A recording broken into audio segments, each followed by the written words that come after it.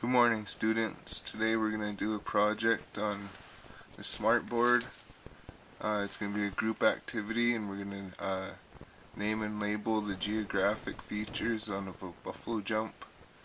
And then we're going to have the groups choose a diagram and the info they want to incorporate on the buffalo jump.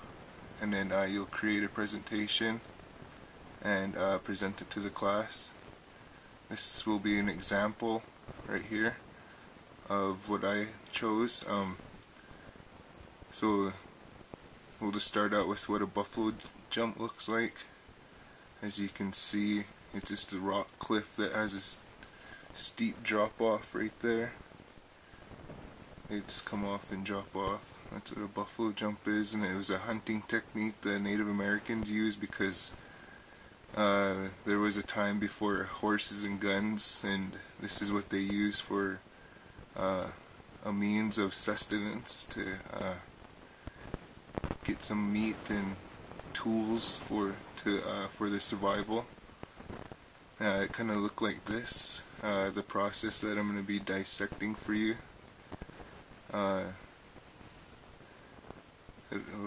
It'll start with the buffalo collar. And a buffalo caller basically is a person that calls the buffalo, preferably the head female. She's the one that's going to lead the herd.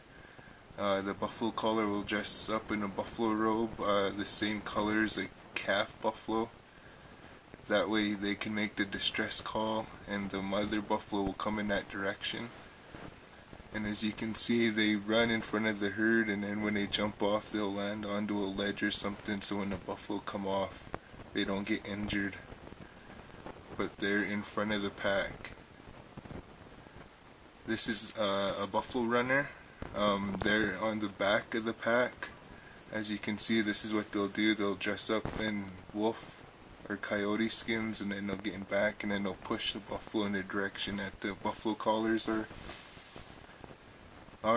calling the buffalo towards the cliff. After they get the buffalo going in a full stride, then they're in back of it, they're next to the herds, running like that. These are the drive lanes. What they had is people would hide behind piles of rocks, as you can see on that side too, and then what they would do is stand up and scare the buffalo off the edge. It was basically to keep the whole herd in between, so it was kind of to funnel them into one area over the cliff. This would be the butchering site. Basically what it was is the guys would wait down there, so when they'd come off the cliff they would finish them off, however with arrows or spears or whatever. And then after they'd butcher them up in the campsite, or after they'd butcher them up in this area, then they'd take all the meat back to the campsite. And this is what the campsite would look like. Inside the campsite would look like this, with women working on the meat and skins. And this is what it would look like all together. You'd have the buffalo runners in back chasing the buffalo over.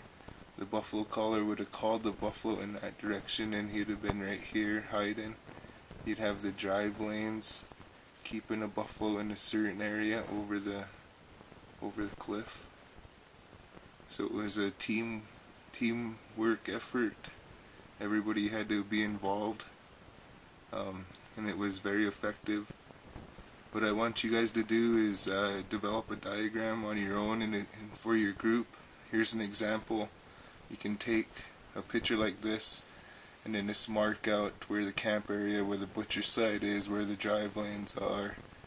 Or else you can do one like this, where it's an overview, where these are the drive lanes right here. These would be the buffalo. These would be the buffalo runners in back. This would be the buffalo collar chasing it over here to the buffalo, or the butchering site. And then right here would be the campsite out here. If not, then you can just take a Google picture of the campsite and then take a picture of the buffalo and basically put an arrow right there. It's up to your group. I suggest that you do whatever you guys want. This is what I chose to do. Sorry about that. As you can see, this is what I chose to do. I just got the buffalo runners looking like coyotes and X's for the herd. I got the head buffalo one and the buffalo collar, and the people for the drive lane are just stickmen. I get an X with, or a skull with bones for the butcher site and teepee for the campsite. It doesn't have to be that hard. I just want you guys to have fun, and we'll see you at the presentation time.